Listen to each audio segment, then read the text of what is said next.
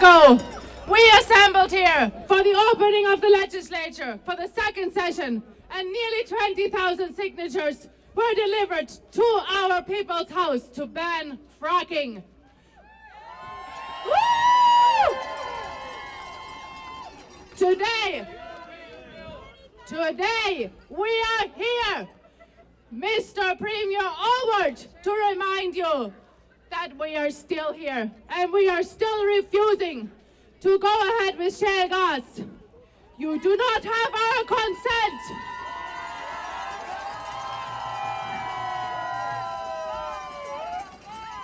You do not have our consent to continue this irresponsible development.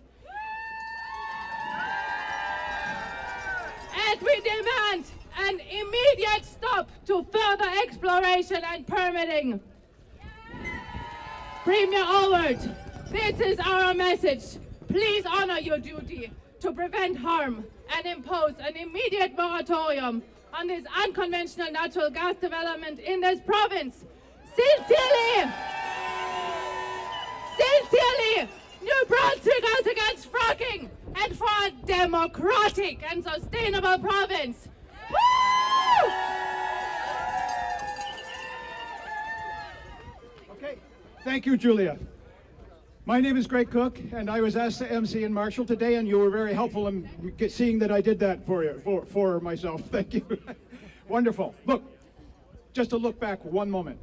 2009, 2010, more than 20,000 New Brunswickers signed a petition asking Sean Grahan's Liberal government not to sell NB Power. The Allward government seems to have forgotten that. 2010, the relevant plank in the PC's election platform on gas and oil read, quote, "We must take steps to ensure that continued growth is done in a responsible manner, respecting the roles of both industry and landowners." How about respecting the citizens?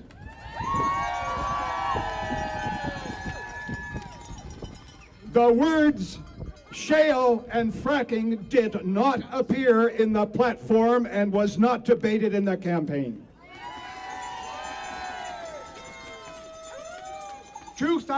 October 2011, Premier Allward in Moncton, direct quote from a copy of his written and prepared speech.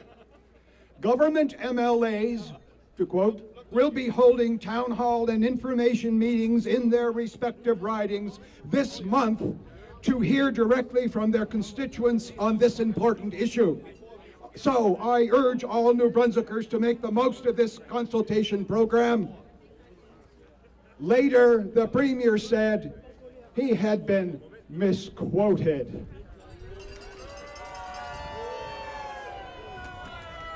November 2011, the CB survey, 1,800 responses, 80% of the public said environmental concerns outweigh the desire for revenue from fracking. Among other things they said, which follow that line, 61%, consistent with a national poll, which includes the 3 petroleum-producing provinces in the West, called for a total ban on fracking in Canada.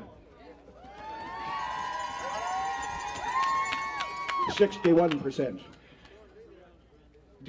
December 2011, remember that 20,000 signatures that threw on Sean Graham out of power?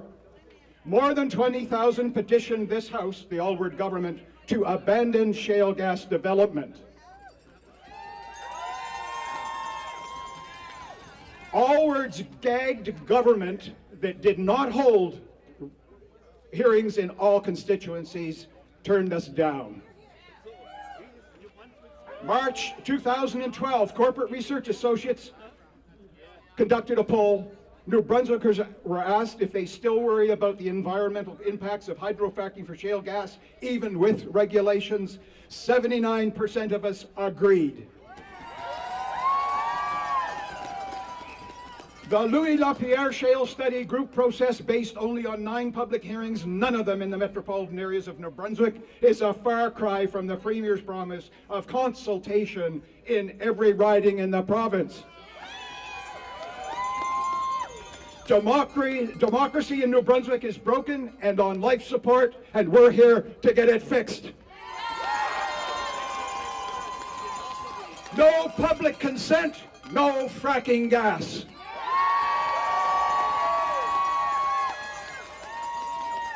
I'd like to call on Daniel Legislature, of the President of CUPE, New Brunswick. Thank you, Greg. My name is Daniel Legislature. I'm President of CUPE, New Brunswick. We represent 30,000 workers, public sector workers in the province. Amongst them is we represent healthcare workers. Now we'll hear rhetoric from our good friends, our neighbors on the right, and we'll hear rhetoric from inside this house that'll tell us that we need the revenues from shale gas. But revenues at what cost? The people of New Brunswick don't want revenues at any cost.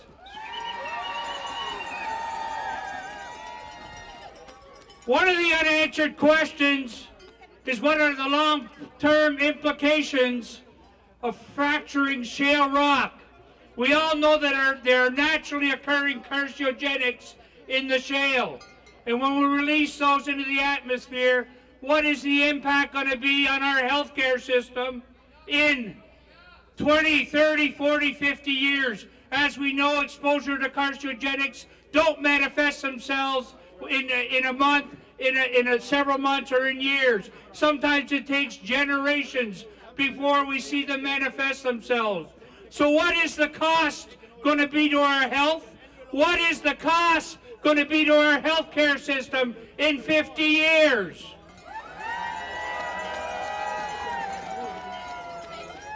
We have options. If we need revenues, there are options other than shale gas exploration and hydraulic fracking. And one message that we have been consistently delivering is the fiasco, the fiscal experiment New Brunswickers were subject to in 2008, and that is the tax reform in New Brunswick.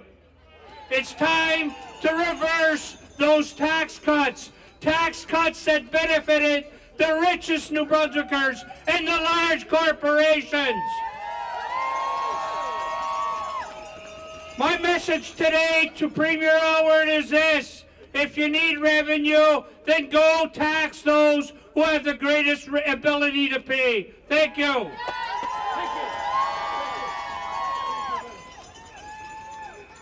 Thank you. Thank you, CUPE. And next we have from the First Nations, St. Mary's First Nations, Chief Candace Paul.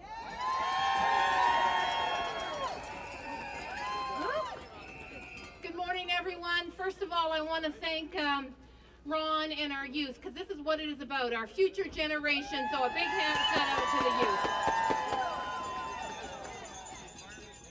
As a member of the Woolastook Nation and as chief of the St. Mary's First Nation, we stand here opposed to the proposed extraction of shale gas by fracking. We, the Woolastook, are stewards of this land and its resources. Our mandate from the Creator is to protect and sustain this land and its resources for 7 generations to come. The mandate of the New Brunswick government is a 4-year one, focused on re-election. The creation of short-term employment falls within that mandate, but the long-term consequences of fracking extend far beyond any government. The mandate of the oil and gas industry is also short-term. It is to exploit the non-renewable resources in the most cost-effective way to achieve the highest profit for its shareholders from any given project, and then to move on to the next profit-making venture. Once this project is done, the companies will move on and out with the profits, leaving us to live and deal with the impacts on our health, our water, our wildlife, and our environment.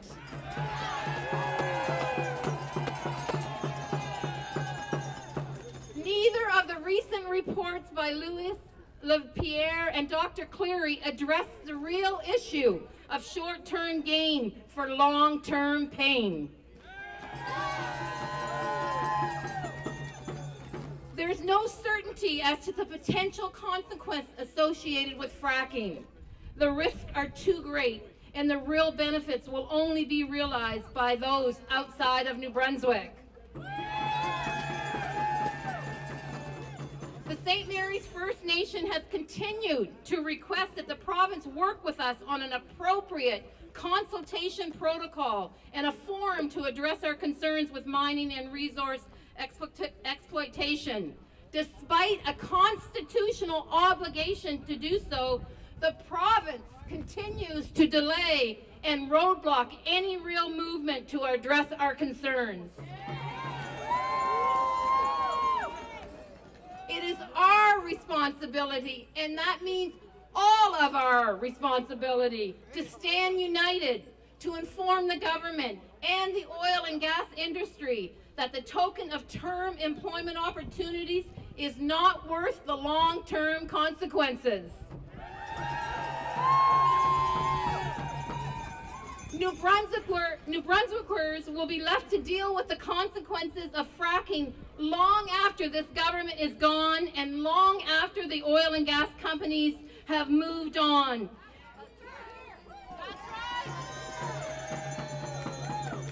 St. Mary's First Nation members say no to fracking and no to Premier Allward.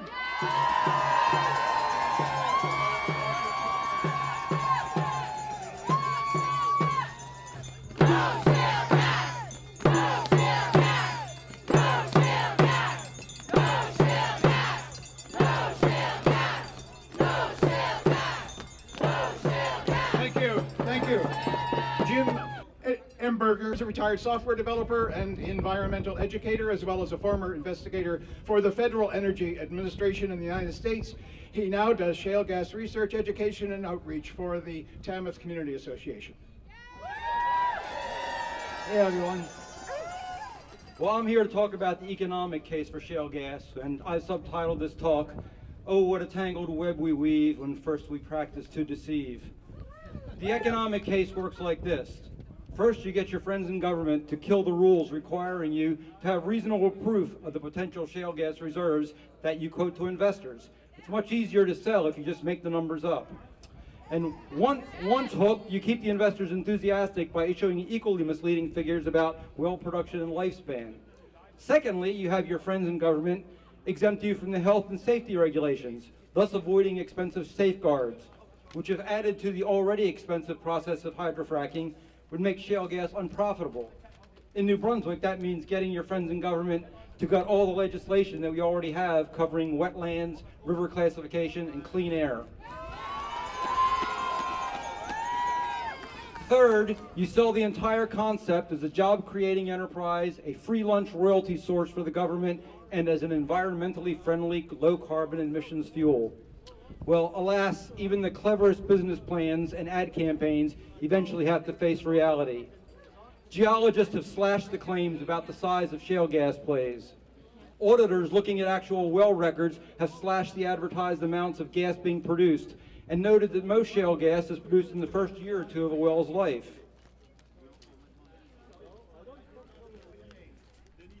Excuse me, it's hard handling this paper with a glove on.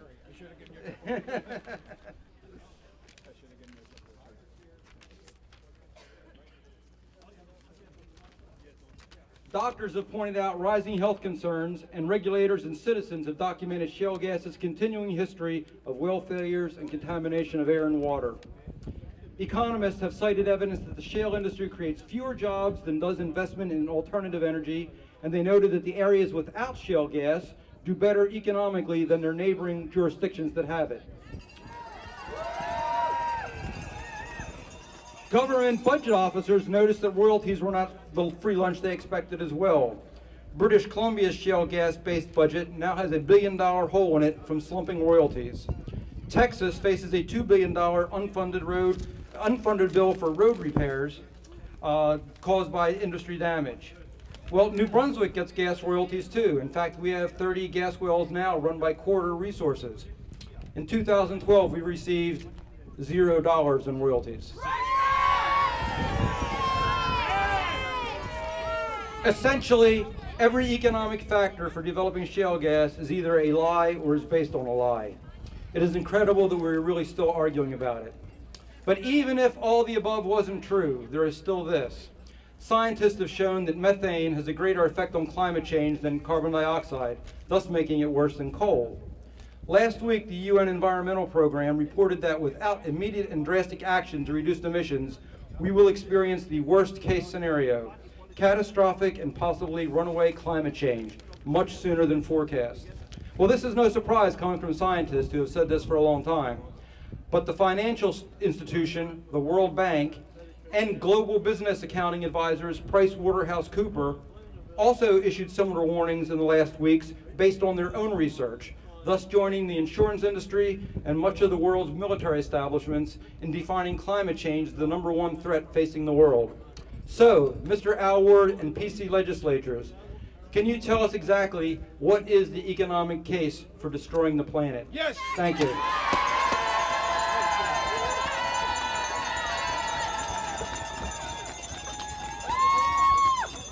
Thank you, Jim. Next speaker is Sharon Levesque from Fredericton, a member of the NB Nurses Union, and she'll speak to the union's position.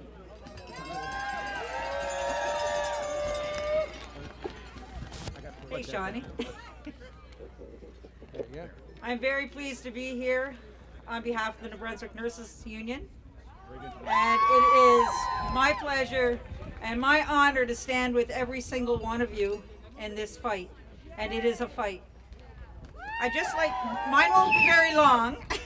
I'd just like to read what the Nurses Union has resolved. Be it resolved that the NBNU lobby the provincial government for an absolute ban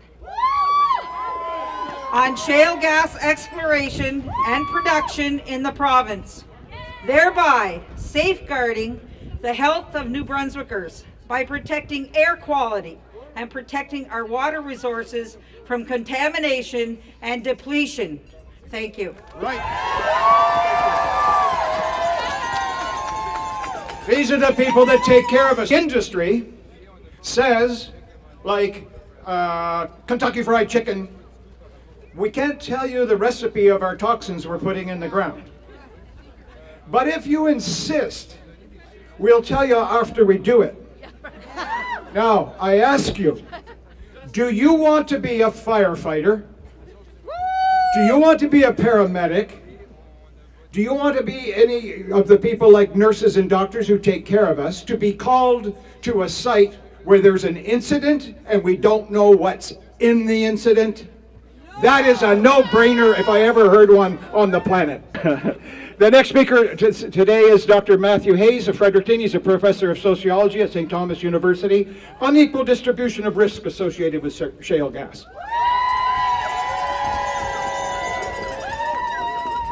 Thank you. You know, my friends, shale gas is a risky industry. And although there's a tendency to think of accidents as exceptional occurrences, let there be no doubt, accidents are a regular part of risky industrial processes like shale gas fracking. And while industry can do what it will, and it will, industry has as much interest as anybody else in reducing the risks, but the risks are still there, and accidents will happen.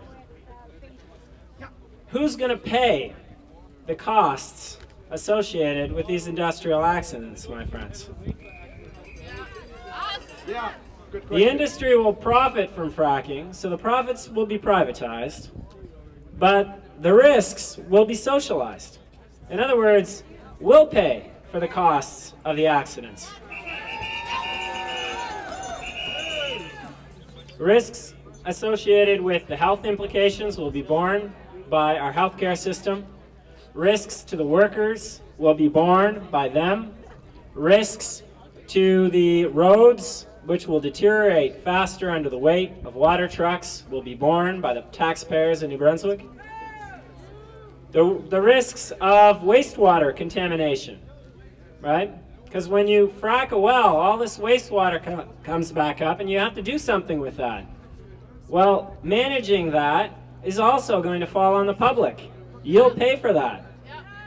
And you'll be paying for it long after the last fracked well has gone dry.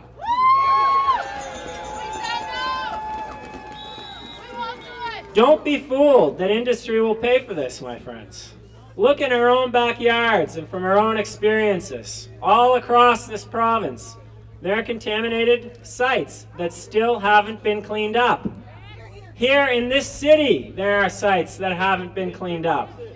They haven't been cleaned up because we don't know or we can't legally establish who created the accident, because we don't have the money or the public doesn't have the money to invest in cleaning it up. We could be left with an industrial wasteland over large areas of the province. My friends, the other thing that I want to say is that the risks are not evenly distributed amongst all New Brunswickers. Some New Brunswickers will bear the risk more than others. Those who are most in need of jobs, those who are most at risk in our communities are the ones who will bear the greatest risk. Those who can leave New Brunswick if there's a major accident, or those that can leave communities that have become polluted will leave. They will move. They will continue to move to Alberta, Toronto, Montreal, New York. They will continue to leave our province, and they will not have a safe home to come home to.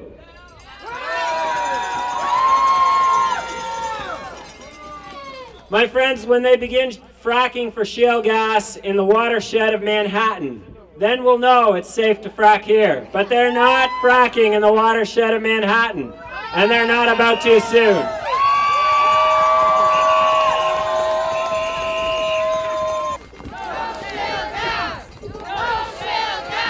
Okay.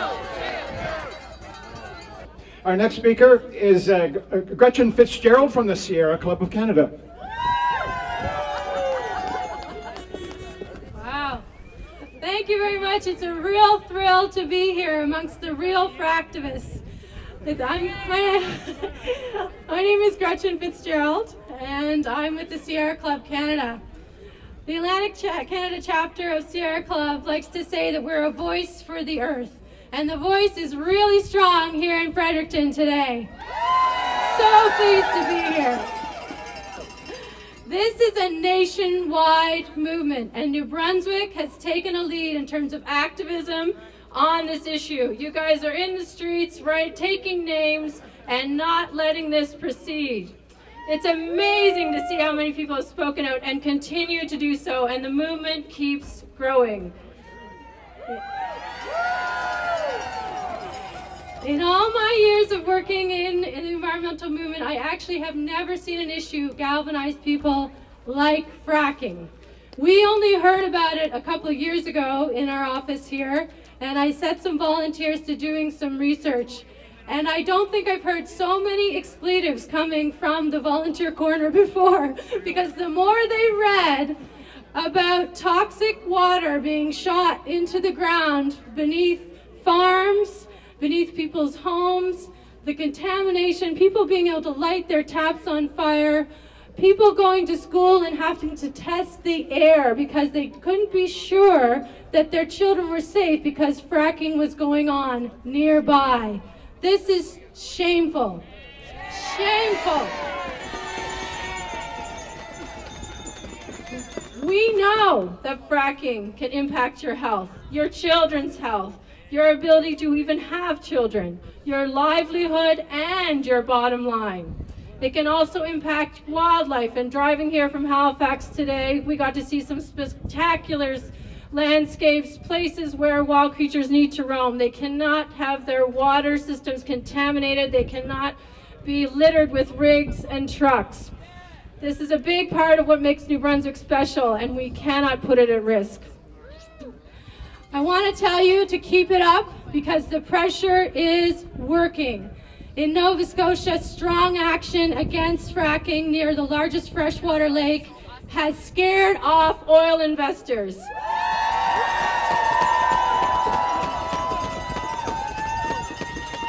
This can be stopped, and our politicians need to prove that they can say no to big oil.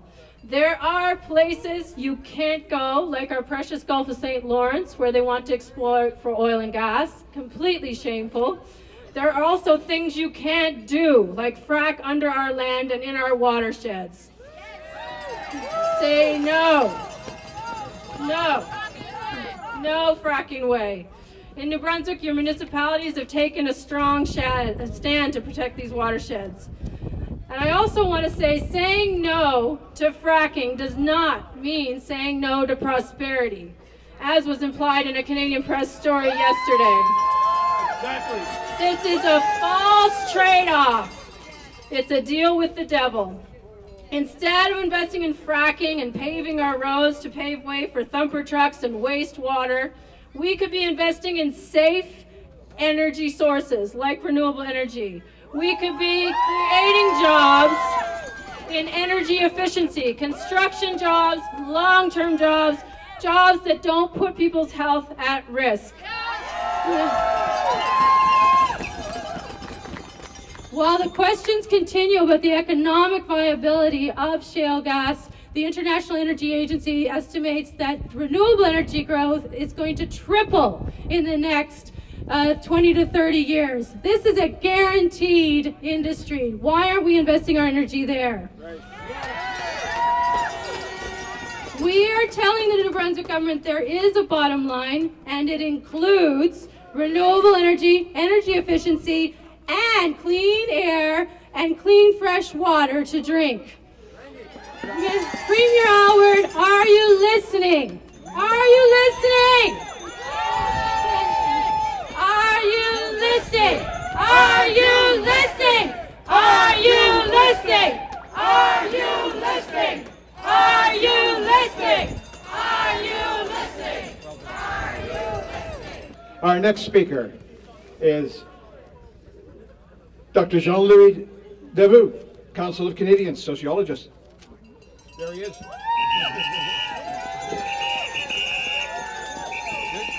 That's good.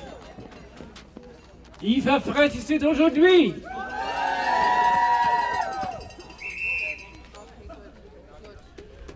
We need to make our industries more competitive so that we can grow our economy. How many times have you heard our politicians promote this myth? Shale gas mining is an offspring of free market competition promoted by government policy. Free market competition is also a well-documented source of all kinds of social injustices. We need to attack the root of the problem. Shale gas is just a symptom.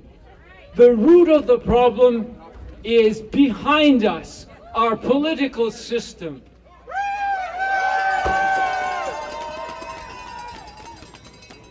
In a book called The Strategy of Social Protest, William Gibson wrote that for campaigns such as ours to succeed, we need to engage in electoral reform. Electoral reform means making every vote count. Remember NB Power. We turned that around. But because we failed to engage in electoral reform, we are out marching in the streets again. However, this time we are much the wiser. We must engage with all our relations in the process of electoral reform. That work starts here, today. Join us at 2 p.m. this afternoon in Cathedral Memorial Hall, where we have a presentation on proportional representation. But before we leave here today, we must promise ourselves that come the elections of 2014, we will do more than simply change the color of the province's underwear.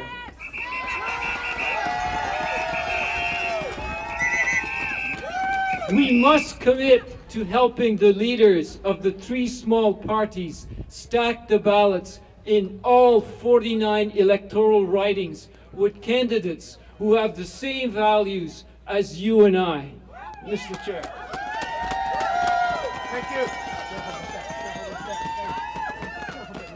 Thank you, Jean-Louis. I gotta, you know, he's got height on me. Oh, there's Jim. There's Jim. Can't live without him. And our next speaker is David Forgy, Legal Action, member of the Hampton Water First, a group of concerned citizens regarding the shale gas industry, at online KNOW, noshalegasnb.ca.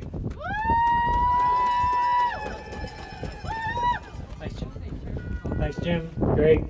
I thought I'd dress for a winter day. Little did I know. Everything that we're talking about today here is important. I want to thank the organizers of this. I've done some of this, and it takes a great effort to do this. Thank you very much, Greg and Julia, Jim, and all the people behind the scenes.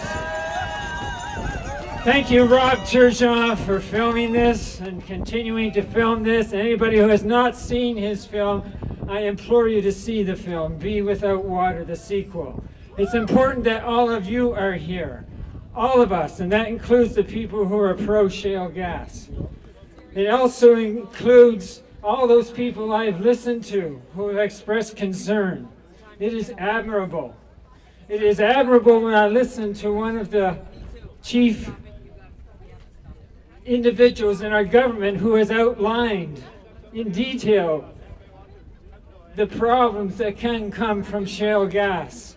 I spoke with her quietly, asking her what can be done, as many other people have asked.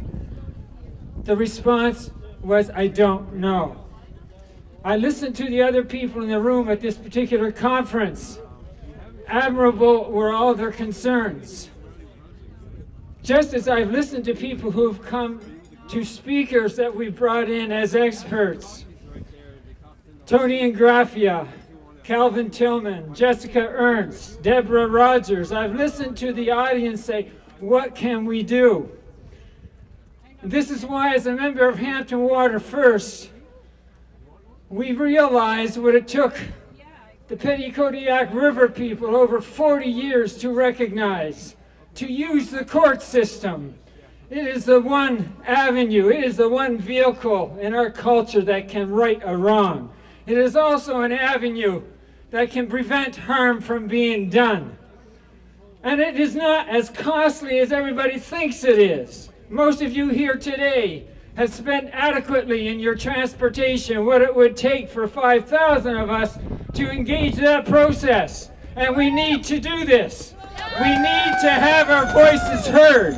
We need to have our democratic expression from the one vehicle that can do this. And we need to do it sooner than later, because every day this industry has a chance to establish itself, the more difficult it's going to be for us to resist it. Because people are going to be sacrificed. And I want those people right now who are willing to be sacrificed to step forward.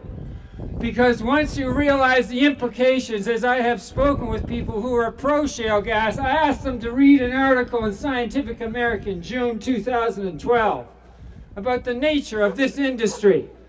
And when I asked them after they read it, I said, what do you think? I was met with silence. The same as I was met with the silence from an individual who advocated this industry because of jobs that we desperately need. And as he was speaking, I said to him, I said, did you see the sign on top of Newidgewok Hill outside of Hampton, New Brunswick, which states that wherever there is shale gas, there's an increased incidence of breast cancer? And he became silent. Tragically, he became silent because his wife suffers from breast cancer. So who wants to be sacrificed? Who wants to step forward? And I implore you, we have a lawyer, David Lutz, who has offered his services freely and continues to do so, to take account of all the money that we collect towards this legal action and put it in a trust fund.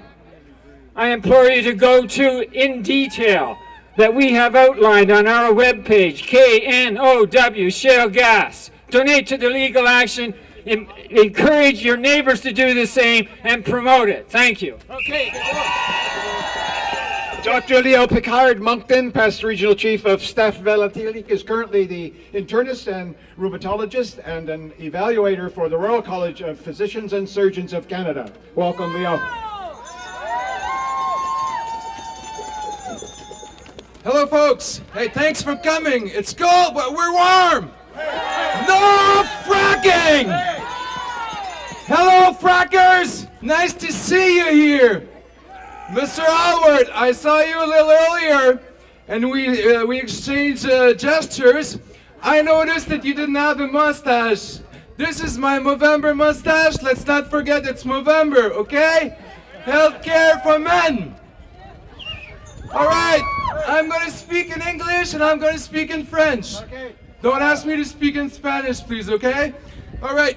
Quand j'étais un petit garçon, je restais à Edmundston. À Edmundston, il y a une grosse papetière qui s'appelait Fraser. À Edmundston, j'étais un enfant malade. J'avais de l'asthme. J'allais à l'urgence. Je toussais, je crachais. J'ai vu toutes sortes de spécialistes, toutes sortes de docteurs. J'ai été hospitalisé plusieurs fois. J'ai pris des tonnes de médicaments, des tonnes de pompes. Et c'est incroyable. Savez-vous c'était quoi la solution médicale? Sortir d'Edmundston. Et à chaque fois que je retourne à Edmundston pour voir mes parents, mon asthme reprend. Je suis obligé de reprendre des pompes. Essaye de prouver que c'est Fraser qui fait ça. Impossible de prouver parce que la santé publique n'était pas impliquée dans le temps pour les mesures qui sont là actuellement.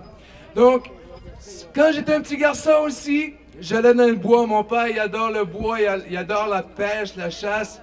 Et moi, j'adore la forêt. Et j'allais dans le bois. Et au début, on voyait qu'il y avait des arbres coupés. On appelait ça la gestion de forêt. On voyait des arbres coupés et c'est une coupe sélective. Par la suite, qu'est-ce qu'on est arrivé de voir quand on se promenait dans la forêt? Il y avait des coupes à blanc, plus rien. Puis on arrivait dans la forêt et on voyait des enseignes. Défense de manger les fruits.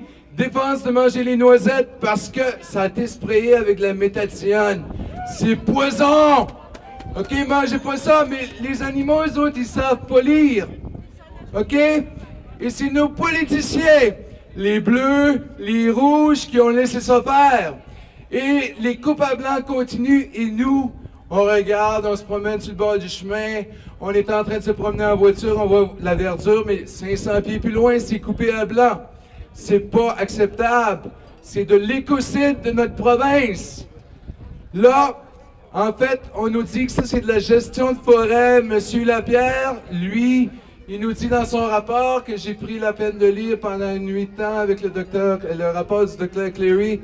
Ben, écoutez, on devrait faire le même principe que la gestion de forêt. C'est drôle avec la gestion de forêt. Ils ont manqué d'huile, ils ont manqué les équipements ont tout brisé aux alentours du gros lodge des Irving. C'est incroyable, incroyable. Fait que ça, ma confiance dans ce qui a été fait avant, c'est pas une grosse confiance. Et les mots, ça veut rien dire. C'est ce qu'on fait qui fait la différence. Donc, moi, je vais vous parler. Je suis un médecin et je crois en la prévention. Moi, je fais partie de l'hôpital Georges-Dumont. J'étais l'ancien chef local, l'ancien chef régional pour la régie vitalité. Ça veut dire que c'est moi qui étais en contrôle, c'était moi qui étais responsable de la qualité de la santé, la qualité de l'acte au niveau de la régie. Et ce que je peux vous dire, c'est que Georges-Dumont, on est 218 médecins, il y a 137 spécialistes, il y a 81 médecins de famille. Moncton City Hospital et Sackville Hospital, ils sont 242 et là-dedans, ça compte 150 spécialistes et des médecins de famille. Le Collège des médecins de famille du Nouveau-Brunswick a voté contre le fracking. Ils sont 545 membres. Georges Dumont, à unanimité, avec une assemblée tellement pleine que les gens étaient debout, ont voté à unanimité contre le fracking. Moncton City Hospital, la même chose à unanimité contre le fracking. Sackville, la même chose. Au Nouveau-Brunswick, on est 1700 médecins, 1735 médecins pour être exact, et on appuie les recommandations de la Société médicale, qui est un peu notre syndicat. La Société médicale appuie le docteur Cleary. OK, si on veut faire du fracking, il faut qu'on fasse ça de façon sécuritaire. Et ça, c'est super important. Le rapport Cleary est extraordinaire, mais il y a des points qui manquent, comme on a mentionné tantôt. On est une démocratie. Je suis d'accord avec mon collègue ici que la démocratie est aux soins intensifs. Il faut qu'on la revive. Il faut que nos politiciens nous écoutent.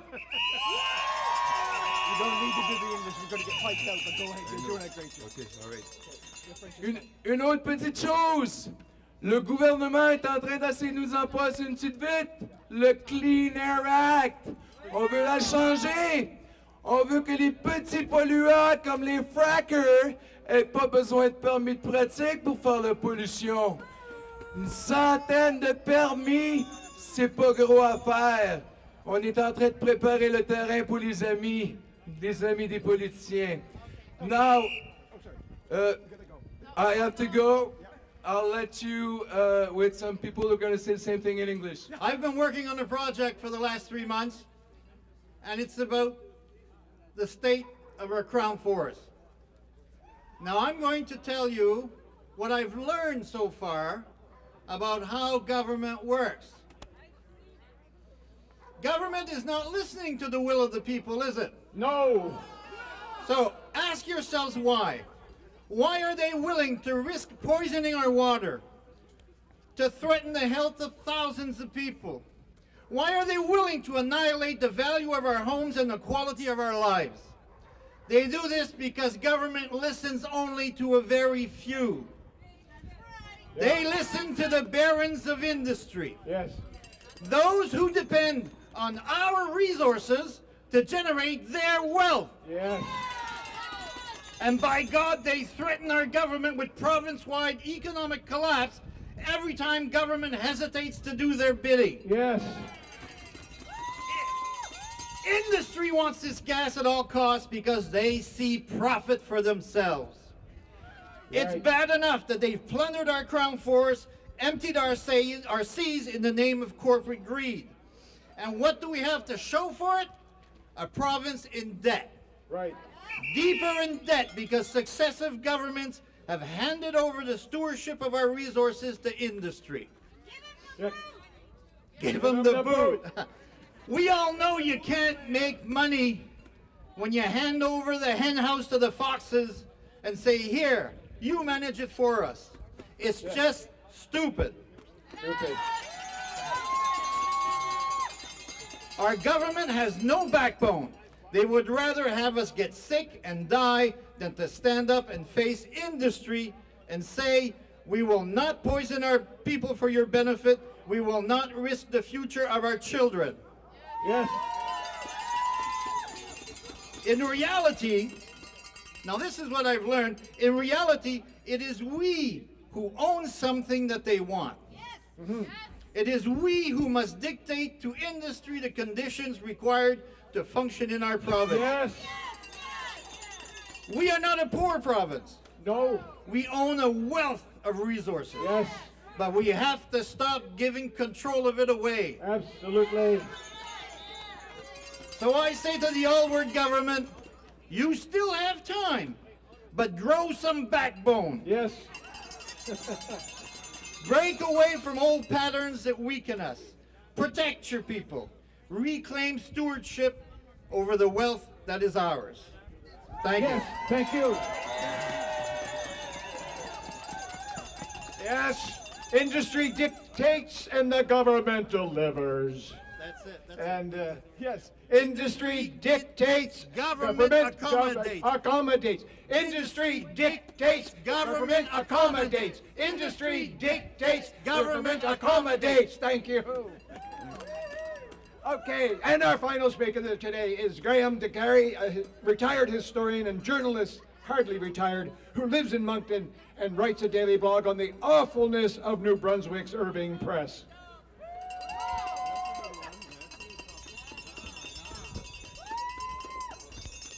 Greet him. Yes, by all means. I just discovered you. Oh, it's good to see you. Bienvenue, toute la gang. It's good to see you here in the light. It's good to see you bringing back the light, because New Brunswick's been in the dark far too long. This goes way back to colonial days, when the only cash crop in New Brunswick was timber. Timber for the British market, spruce for the masts of the Royal Navy. But only a few people had the right to cut that timber. To hold on to their power, these timber barons ran for election. And in those days, there was no secret ballot. You stood up and announced your vote in a loud voice and who you were voting for. And if you voted for the wrong person, you'd never again get a job in New Brunswick. Yeah. Today we have the secret ballot, but we're still living in the dark. The barons of New Brunswick don't run for election anymore. They don't have to. They have two parties they can buy to do it for them.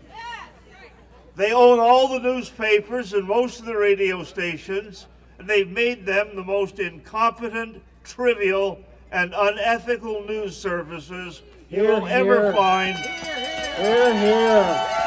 Boo. And I can promise you, you will not find that quoted in any Irving paper tomorrow. The barons now tell us they're going to poison our lands and waters, our people, as they've been poisoning all over the world. And our 200 years in the darkness has made them so arrogant they intend to do it no matter what we say. They intend to lie, they intend to hide information, they intend to keep us in the dark. And they plan to do it with the help of their own corruption and moral rot, and the corruption and moral rot they've created in that building and in the press. Yeah. Yes, here, here. Bien pas ici, chose, marche allez, l'obscurité est finie. We're here to turn on the light. We're here to say, no, damn you. This is our land, our water, our people, our children, and our grandchildren. You cannot have them. No, damn you, no. No. Now. No. And now let's turn on all the lights. Turn on the lights.